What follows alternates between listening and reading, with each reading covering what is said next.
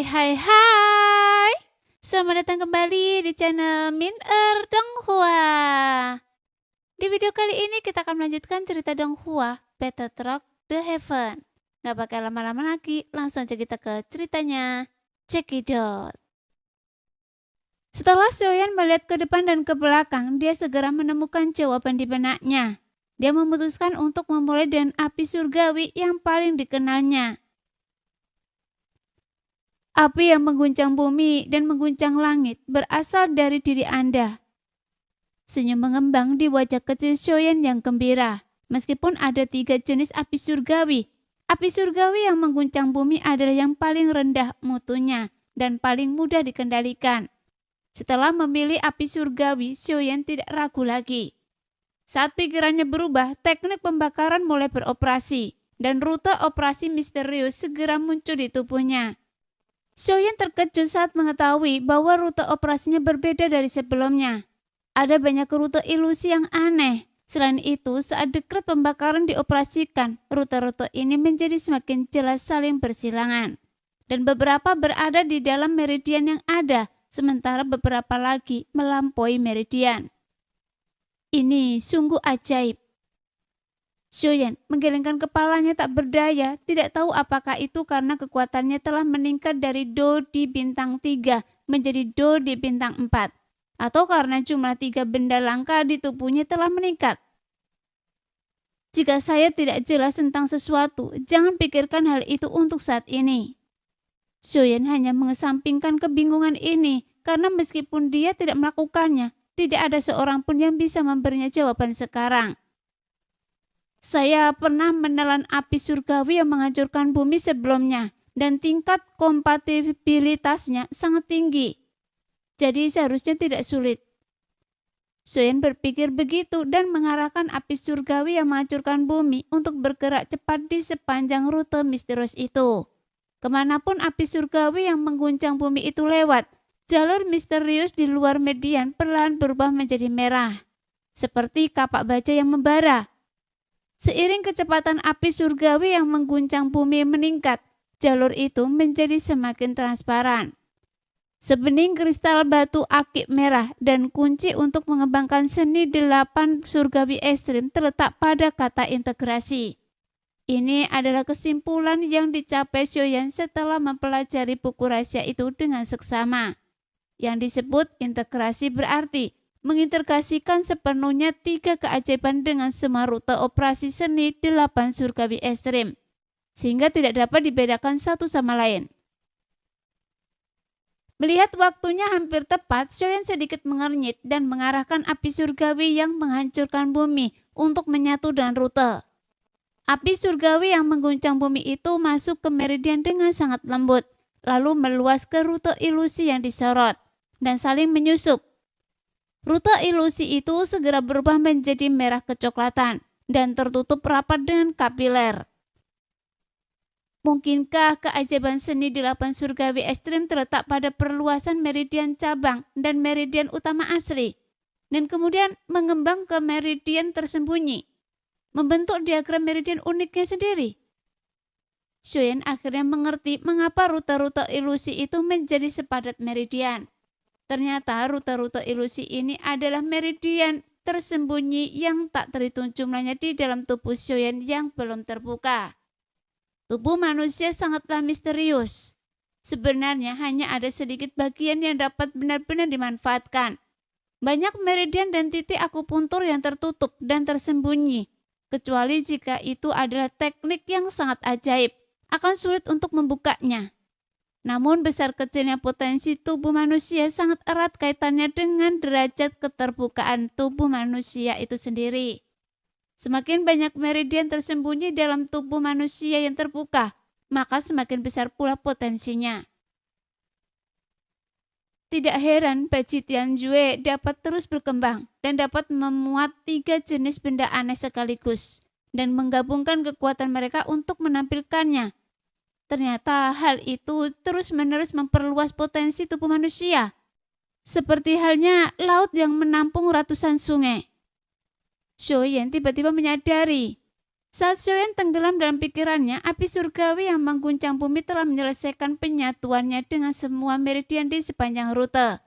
Prosesnya begitu lancar sehingga Xiaoyan diam-diam merasa kagum. Sebenarnya ini tidak sulit untuk dipahami. Bagaimanapun api surgawi yang mengguncang bumi adalah kelas yang lebih rendah dan telah ditelan oleh Xiaoyan sebelumnya. Itu tidak dapat dibedakan dari mereka. Itu hanya masalah pemindahan dari dantian ke meridian tersembunyi. Jadi bagaimana mungkin itu tidak lancar? Tampaknya maju teknik pembakaran tidaklah sulit sama sekali. Saya juga pernah melahap hantu. Saya hanya perlu membimbing mereka. Namun segera agak merepotkan dan harus dilahap terlebih dahulu. Pikir Xiaoyan dengan gembira. Tapi benarkah seperti ini?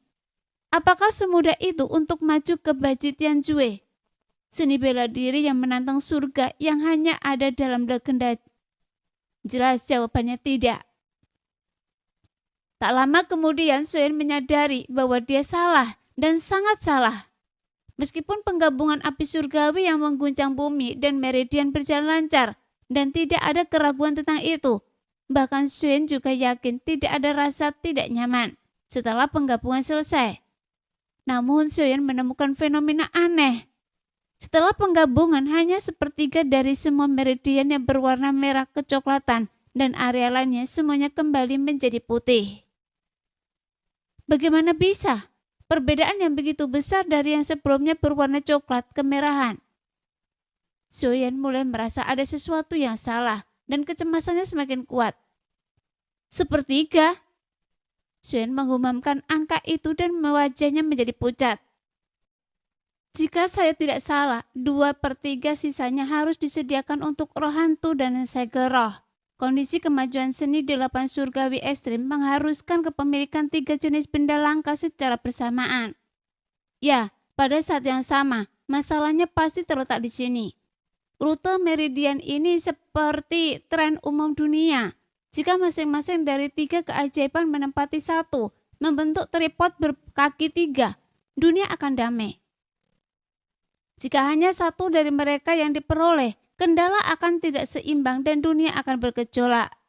Kecuali kalau ketiga kaki itu dipadukan menjadi satu untuk menyatukan dunia, maka keajaiban kedua dan ketiga dari 3 keajaiban itu harus dipadukan segera ketika keajaiban pertama hendak dipadukan, demi menjaga keseimbangan ketiga kaki itu. Jadi inilah misteri seni 8 surgawi ekstrim. Sial! Poin sepenting itu tidak ditandai dalam Baji Tianjue. Xiaoyan mengumpat dalam hatinya. Pada saat ini, Xiaoyan akhirnya menemukan kunci untuk memajukan seni 8 surgawi ekstrim. Hal ini tentu akan sangat membantu perkembangannya di masa mendatang. Namun persyaratannya adalah ia harus mengatasi rintangan ini terlebih dahulu. Sekarang hanya sepertiga meridian yang dipenuhi api surgawi yang telah menjadi tidak seimbang. Sepertiga tubuh dari kepala hingga bahu telah berubah menjadi merah dan pakaian hitam telah berubah menjadi asap dan debu. Sementara 2/3 tubuh yang tersisa perlahan kehilangan vitalitas dan layu. Leluhur roh-roh jahat, datanglah pada saya. Xiaoyan segera mengulurkan tangannya untuk menangkap roh hantu itu, meraung dengan ekspresi ganas di wajahnya dan menghisap leluhur roh kebencian itu ke dalam tubuhnya. Dengan cepat menggabungkannya di sepanjang rute operasi seni 8 surgawi ekstrim. Leluhur roh kebencian itu adalah roh hantu yang ditelan Xiaoyan sebelumnya. Sama seperti api surgawi yang mengguncang bumi. Seharusnya tidak sulit untuk menyatu dengannya. Xiaoyan juga berpikir demikian dan berencana untuk menyatukan roh hantu itu sesegera mungkin untuk mencapai keseimbangan di antara keduanya sebelum menyerap segel roh itu. Setidaknya dia dapat memainkan peran yang menahan. Xiaoyan menatap leluhur roh kebencian yang memasuki tubuhnya dengan gugup. Wajahnya tegang karena kehilangan air dan ada beberapa bekas darah yang mengejutkan di atasnya. Segera leluhur berkulit putih gelap dari roh kebencian itu bergerak dengan mulus. Di sepanjang jalur seni 8 surgawi ekstrim seperti yang diharapkan Xiaoyan. Seolah-olah merasakan suasana hati Xiaoyan. Kemudian leluhur dari roh kebencian itu dengan cepat melewati 2/3 meridian, kecuali yang berwarna merah kecoklatan. Selama dia melewati 1/3 area api surgawi yang mengguncang bumi itu dan menyatu dengan semua meridian sekali, dia dapat membentuk wilayah sendiri di 1/3 area lainnya dan mungkin akan ada titik balik. Xiaoyan memfokuskan pikirannya dan melihat ke dalam, memasuki doki kepada leluhur roh kebencian, berharap situasinya akan membaik. Pada saat ini, api surgawi dan roh kebencian yang awalnya hidup berdampingan dalam tubuh, tiba-tiba menjadi musuh yang tidak cocok saat ini. Meridian yang ditempati oleh api surgawi yang mengguncang bumi terbungkus dalam elemen api yang kaya, seperti tungku yang mendidih, menghalangi jalan leluhur roh kebencian di setiap langkah. Begitu keduanya bersentuhan, rasanya seperti menuangkan air dingin ke besi panas. Dengan suara mendesis, energi yang meluap dari pemotongan kedua energi itu menembus organ dalam dan kulit Xiaoyan. Darah menyembur keluar terus-menerus seperti seikat bunga merah yang pesona, yang mekar, yang tampak sangat aneh dan menakutkan. Pecahkan itu untuk saya. Merasa bahwa vitalitas tubuhnya cepat menghilang, Xiaoyan tidak lagi peduli dengan rasa sakit yang hebat di hatinya. Dia memandatkan leluhur roh kebencian menjadi jarum dan membuat berputar dengan kecepatan tinggi, mencoba menembus permukaan dengan satu titik. Namun Xiaoyan tidak menyangka bahwa tindakan nekat ini akan begitu efektif. Bagaimanapun tingkat leluhur roh kebencian awalnya jauh lebih tinggi daripada api surgawi yang mengguncang bumi. Melaju lurus dengan cepat menyatu dengan meridian yang ditempati oleh api surgawi yang mengguncang bumi dan kemudian terkonsentrasi di 1/3 area lainnya. Melihat itu, Xiaoyan menghela nafas lega. Rasa sakit di tubuhnya berkurang drastis karena kedua energi itu saling mengimbangi. Akhirnya seimbang juga. Selama satu perusahaan tidak menguasai pasar, tidak akan ada bahaya bagi kehidupan untuk sementara waktu. Xiaoyan hampir selamat dari bencana itu. Wajahnya yang pucat kembali memerah dan dia menepuk dadanya dan berkata dengan lega. Sudah waktunya melahap segeroh, tetapi saya belum menaklukkan dan menyerapnya, dan ini pasti akan merepotkan. Tatapan Xiaoyan tertuju pada segeroh di gumpalan batu dengan ekspresi getir di wajahnya. Sekarang semua roh bertarung digunakan untuk menjaga keseimbangan antara api langit dan roh hantu. Jika saya mengalihkan perhatian dan energi saya untuk menyerap segeroh, saya tidak tahu apakah hidup saya akan dalam bahaya. Sayangnya, jika saya tahu lebih awal, saya akan menyerap sege spiritual terlebih dahulu dan kemudian maju ke seni 8 surgawi ekstrim. Jangan gegabah, ternyata kalimat ini tidak hanya berguna untuk musuh, tapi juga untuk diri sendiri. Xiaoyan agak menyesal karena terlalu percaya diri. Tapi sekarang keadaan sudah seperti ini, apa yang harus saya lakukan? Xiaoyan ragu-ragu. Jika dia melakukan kesalahan, paling banter kemampuannya akan hancur, atau paling buruk dia akan mati. Tentu saja hidupnya akan dipertaruhkan, tetapi jika kekuatannya hancur, maka harapan Xiaoyan akan hilang. Justru karena keajaiban seni 8 surgawi ekstrim yang dapat menampung 3 benda langka itulah, Xiaoyan telah mencapai tingkat kemajuannya saat ini. Dengan kata lain, tidak berlebihan jika dikatakan bahwa seni 8 surgawi ekstrim setara dengan kehidupan yang dikultivasikan Xiaoyan. Namun dalam sepersekian detik, Xiaoyan telah menganalisis semua metode yang mungkin dalam pikirannya dengan kecepatan 100 kali lebih cepat daripada cahaya. Tetapi dia masih belum berani membuat keputusan. Meskipun Xiaoyan bukanlah orang yang ragu-ragu, tetapi masalah ini sangat penting dan dia tidak boleh melakukan kesalahan sekecil apapun yang dapat mengakibatkan kerugian yang tidak dapat diperbaiki. Dan pada saat ini, api surgawi yang mengguncang bumi dan leluhur roh kebencian di tubuh Xiaoyan benar-benar menembus diam-diam ke 1/3 area yang kosong sambil bersaing satu sama lain. Meskipun itu hanya penyeberangan kecil dari batas, itu masih ditemukan oleh Xiaoyan yang sedang berkonsentrasi. Dan ini membuat Xiaoyan takut dan berkeringat dingin. jika dia membiarkan api langit dan roh-roh hantu menembus? Bukankah tidak akan ada tempat bagi segeroh? Jika memang demikian, siapa tahu apa yang akan terjadi jika salah satu dari 3 benda langka tersebut hilang. Demikian kemajuan seni di 8 surgawi ekstrim. Dahi Xiaoyan ditutupi garis-garis hitam. Di bawah tekanan waktu, dia hanya bisa mengeraskan hatinya dan mencoba menyatukan segeroh sebelum api surgawi dan roh hantu menyelesaikan invasi mereka. Saya tidak punya pilihan selain bersikap sedikit gegabah. Saat Xiaoyan yang tengah terpacu dengan waktu memiliki secercah tekad di matanya. Dia berteriak dingin, setengah memiringkan tubuhnya dan menghantamkan telapak tangannya pada segeroh. Dengan suara yang tumpul, serpian batu berterbangan kemana-mana dan retakan seperti laba-laba menyebar di sepanjang area yang ditutupi telapak tangan. Untungnya, Sege spiritual yang telah mengenali tuannya sehingga tidak memberikan banyak perlawanan dan dihancurkan oleh telapak tangan Xiaoyan. Sekarang segeroh dengan cangkang batu retak di bagian luarnya, bagaikan batu gio ilusi tembus cahaya. Mengambang diam di udara, menatap Xiaoyan dengan bingung.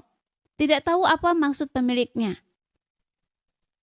Dengan menggunakan darah sebagai panduan, segeroh masuki tubuh. Xiaoyan tidak sempat memperhatikan perasaan segeroh itu. Kekuatan isap muncul dari telapak tangannya dan dia menarik segeroh itu ke sisinya dan menelannya ke dalam mulutnya. Namun dalam sekejap ledakan dan hisapan ini, Xiaoyan yang baru saja mengeluarkan sebagian tenaganya yang tersisa, bagaikan spons yang tiba-tiba kering karena air. Semangat juangnya tiba-tiba mandek dan kendalinya atas api surgawi dan roh hantu sedikit mengendur. Api surgawi dan roh hantu yang tadinya tampak tenang, tiba-tiba meledak dan rasa sakit yang asam dan mati rasa terus menggerogoti saraf Xiaoyan. Pembuluh darah di sekujur tubuh Xiaoyan berdetak kencang seperti kram, menarik luka retak di kulitnya, membuat Xiaoyan bahkan merasakan sakit kesemutan saat bernafas. Merasakan itu, sudut mulut Xiaoyan berkedut beberapa kali. Ia menghirup udara dingin dan segera meminum sebotol cairan Qingling untuk mengisi kembali dokinya yang telah habis. Untuk mempertahankan konsumsi doki yang begitu besar secara bersamaan, itu masih merupakan tantangan yang terlalu besar bagi Xiaoyan yang berada di tahap tengah duri bintang 4. Sekarang api surgawi dan roh hantu yang masing-masing menempati sepertiga area sedikit stabil di bawah kendali doki milik Xiaoyan. Tetapi mereka masih merangkak sangat lambat menuju area kosong. Pada saat ini dia akhirnya mengerti bahwa Xiaoyan akan menyerap sege spiritual dan mulai marah. Meskipun mengenali Tuan adalah satu hal, tetapi dilahap dan diserap adalah hal lain. Jadi energi segeroh itu dengan cepat menggeliat dalam sekejap dan tubuh ilusi itu segera ditutupi dengan lapisan baju besi batu tembus pandang. Menahan invasi semangat juang Xiaoyan. Sialan, segeroh ini benar-benar berbeda dari api surgawi dan roh hantu. Meskipun api surgawi dan roh hantu melawan balik dengan putus asa dan menyerang tuannya, tetapi segeroh meringkuk menjadi bola, berfokus pada pertahanan dan memungkinkan dia untuk menginjak-injaknya. Mata Xiaoyan berkedip sedikit dan dia merasa tidak berdaya dan bingung. Apakah harus tertawa atau menangis? Dalam keadaan normal ini akan menjadi hal yang baik karena akan menyelamatkan dari rasa sakit. Karena melawan dengan berani dan menguras semangat juang yang besar, paling-paling dia akan menghabiskan sedikit lebih banyak waktu dan menggunakan semangat juangnya dengan sabar untuk berjuang dan dia akan selalu berhasil. Namun sekarang Xiaoyan berpacu dengan waktu. Setiap menit dan setiap detik sangatlah penting bagi Xiaoyan. Namun karakteristik segel roh inilah yang paling merepotkan bagi Xiaoyan. Tidak peduli bagaimana Xiaoyan menyempurnakan semangat juangnya, bahkan jika dia mengubahnya menjadi pukulan yang berani. Baju besi batu di permukaan segel roh hanya meninggalkan beberapa bekas putih samar. Mungkinkah saya Xiaoyan akan mati secara tidak adil karena pembelaan tempuran kura-kura ini? Wajah Xiaoyan memucat dan keringat bercucuran seperti air hujan. "Doki, bertarunglah sampai mati demi saya." Shoyan mendesak semua doki yang bisa dimobilisasinya di tubuhnya untuk membungkus erat segera yang tampak seperti telur bundar itu. Doki berputar semakin cepat. Pada akhirnya doki yang saling terkait itu benar-benar membentuk pusaran angin kecil. Sehingga gesekan dengan baju besi batu ilusi segera itu menghasilkan suara mendesis yang tajam. Kemudian suaranya menjadi semakin tajam, menusuk gendang telinga Shoyan dari dalam keluar. Tetapi lapisan batu seke spiritual itu hanya terkikis hingga ketebalan yang sangat tipis. Pada saat ini, penetrasi api surgawi yang mengguncang bumi dan leluhur roh kebencian telah mencapai ukuran jari. Pada tingkat ini, baju besi batu itu akan terkikis dan sebelum bisa diserap, api surgawi dan roh-roh hantu akan menembus seluruh median. Shoyan menyipitkan matanya sedikit dan semua legenda yang terkait dengan ketiga benda aneh itu melintas di benaknya, berharap mendapat inspirasi dari mereka. Saya tidak tahu bagaimana keadaan saudara Shoyan sekarang. Saat Shoyan berada di saat kritis, King Lin sedang duduk di lantai di tengah menara, mendengarkan penjelasan Penatua Zan tentang situasi di benua Doki. King Lin terus memandang ke arah Shoyan yang tengah menyendiri, dan kekhawatiran di matanya membuatnya tampak sedikit linglung. "Jangan khawatir, anak itu tidak akan terganggu, bahkan saya harus mengagumi kegigihannya." Zanlo menoleh sedikit dan melirik ke arah Shoyan yang sedang menyendiri. Meskipun dia sedikit khawatir, dia tetap percaya diri pada Shoyan. "Saya harap segalanya berjalan baik untuk saudara Shoyan." Melihat Zanlo yang penuh percaya diri, hati King Lin sedikit lega. Dia merenung dan memangguk ringan dan berkata, percakapan antara keduanya beralih ke benua Dodi untuk membantu King Lin membiasakan diri dengan benua Dodi secepat mungkin.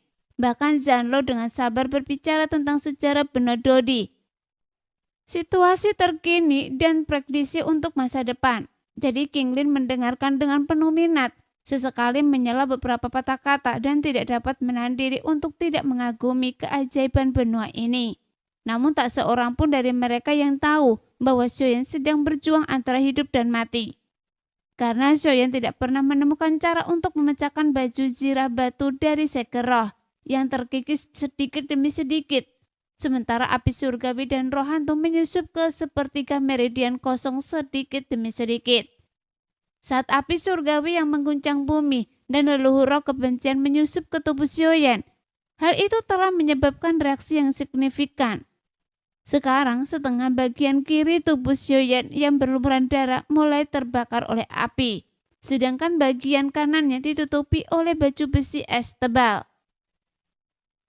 Sisi kiri secara alam merupakan hasil dari api surgawi, hal yang paling berunsur panas di dunia. Sedangkan sisi kanan merupakan mahakarya roh hantu, hal yang paling berunsur dingin di dunia.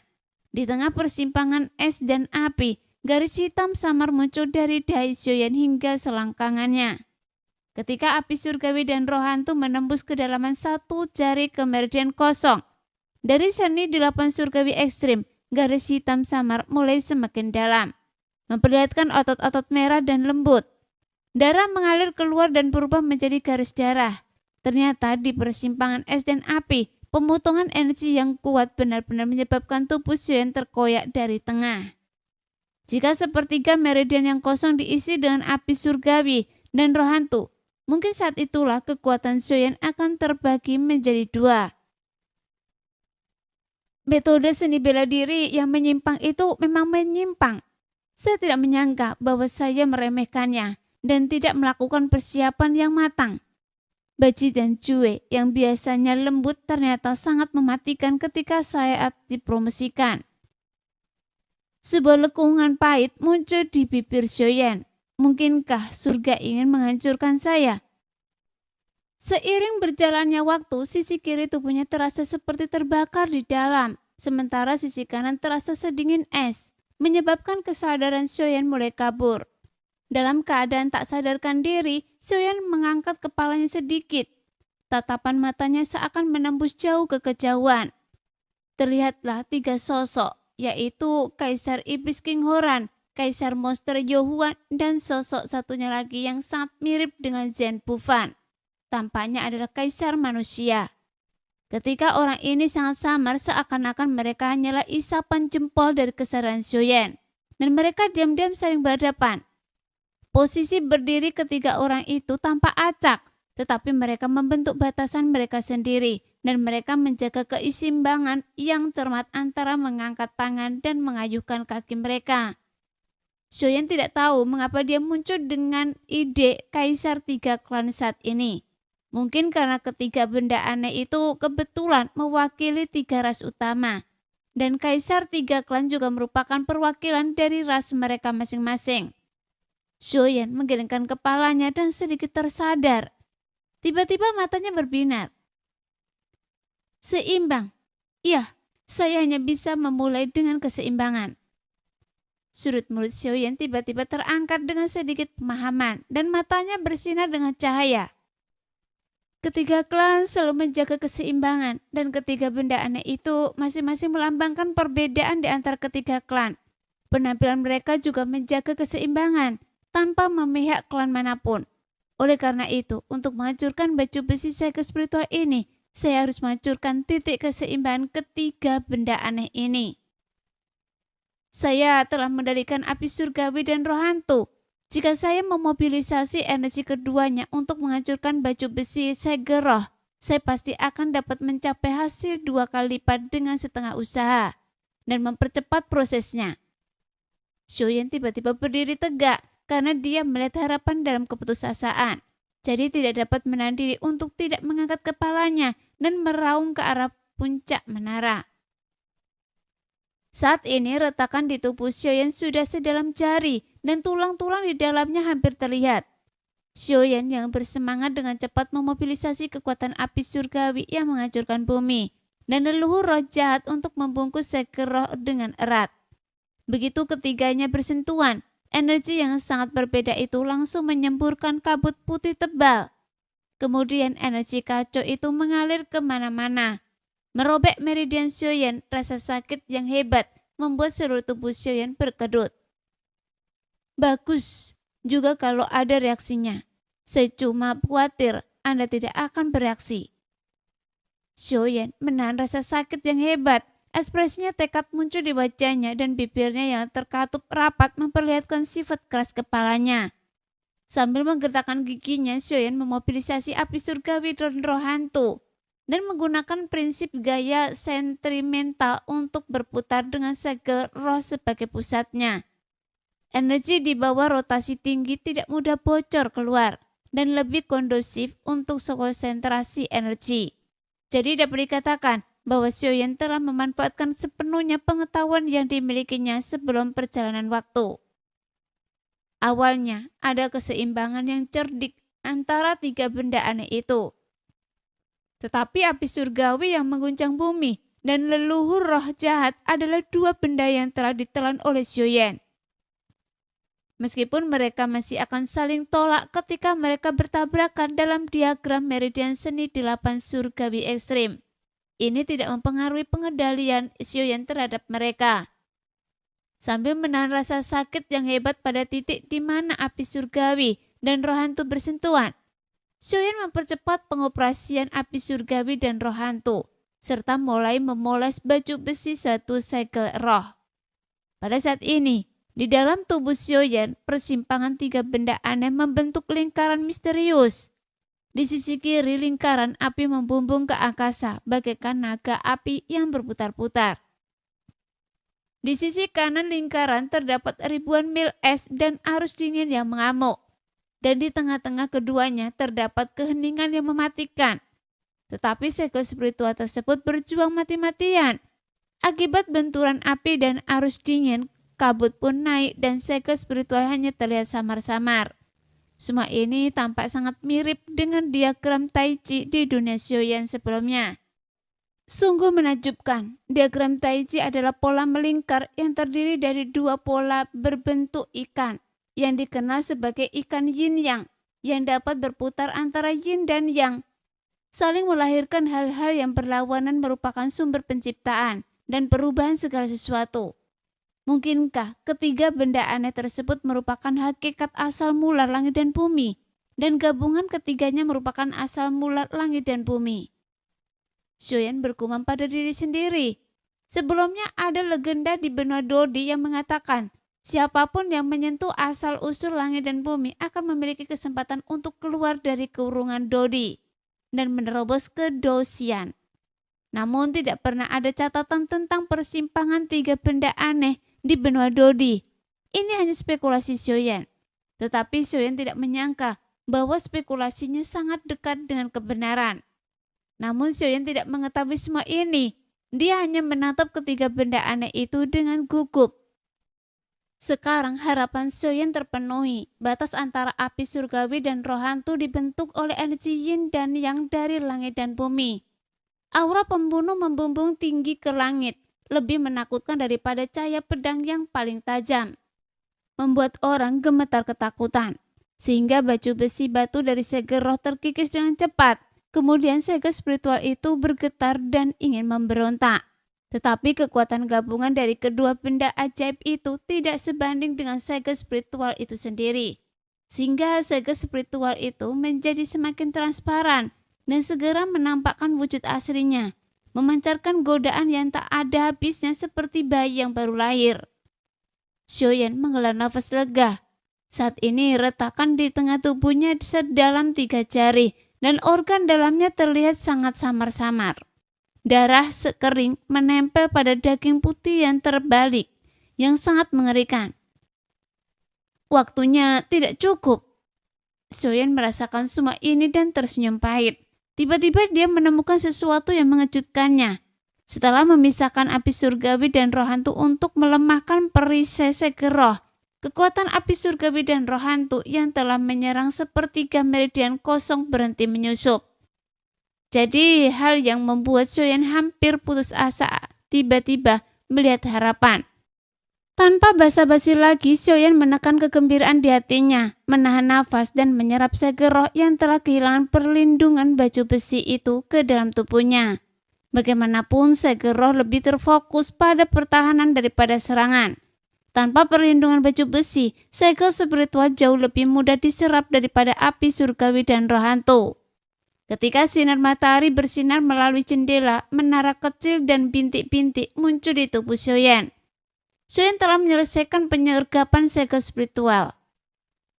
Langkah selanjutnya adalah menelannya. Tubuh Xiaoyan yang hampir terbelah menjadi 2 bagian, sekarang hanya terhubung oleh membran bagian dalam. Melalui dinding membran setiap sayap jangkrik, orang bisa melihat detak jantung dan kerangka pendukungnya.